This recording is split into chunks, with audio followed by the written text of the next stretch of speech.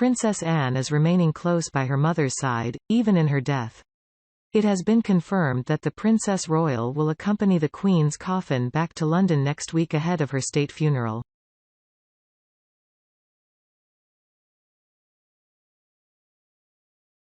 The longest-reigning British monarch passed away peacefully at Balmoral on Thursday afternoon, and it is believed that Princess Anne, who is the second eldest child and only daughter she shared with Prince Philip, was with her in her final moments.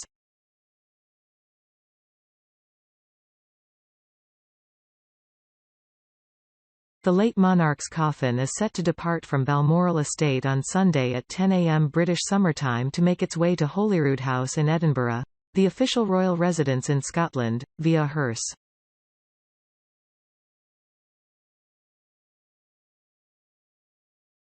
King Charles III, Anne and other members of the royal family will accompany to coffin in procession in the afternoon to St. Giles Cathedral, where a service will be held.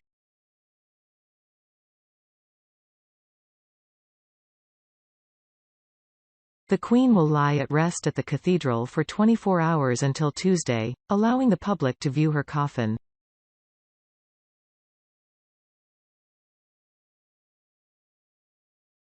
After this time is past, her coffin will be placed on board an RAF Northolt flight departing from Edinburgh Airport and bound for London.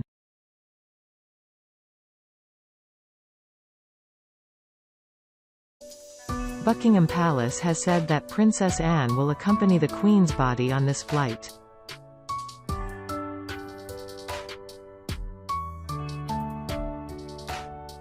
The coffin is scheduled to reach Buckingham Palace at 8 p.m. British Summer Time, and its arrival will be witnessed by the King and Queen Consort Camilla.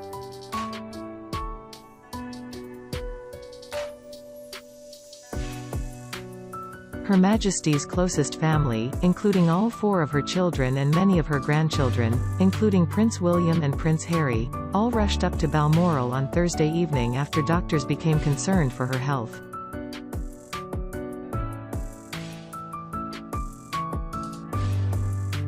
On Saturday, Buckingham Palace confirmed that Queen Elizabeth II's funeral will take place on the 19th of September at 11 a.m., with the service taking place at Westminster Abbey.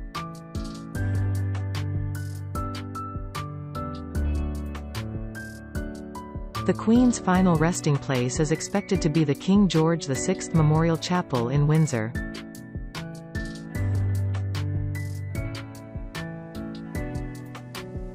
Philip was originally laid to rest in the Royal Vault of St. George Chapel, but he will be transferred to join the Queen.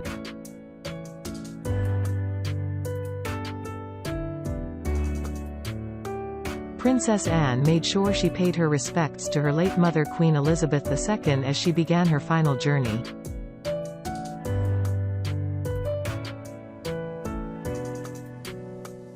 The Queen's oak coffin was driven from Balmoral, where she passed away peacefully surrounded by her loved ones, to the Palace of Holyrood House on Sunday, where she will be laid to rest in the throne room.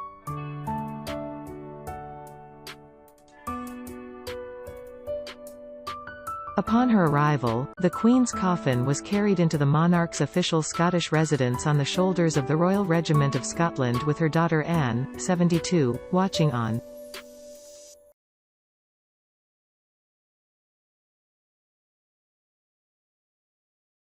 Dressed in an elegant black outfit with her hair fastened into an updo, the Princess Royal looked stoic as she bowed her head and performed a very deep curtsy, potentially her last one for her mother.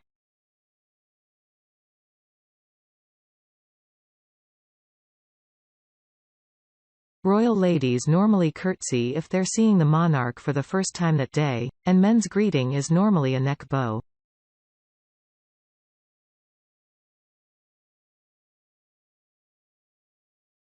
Anne and her husband Vice Admiral Sir Timothy Lawrence had remained in one of the cars behind Her Majesty's hearse for the 6-hour journey to Edinburgh.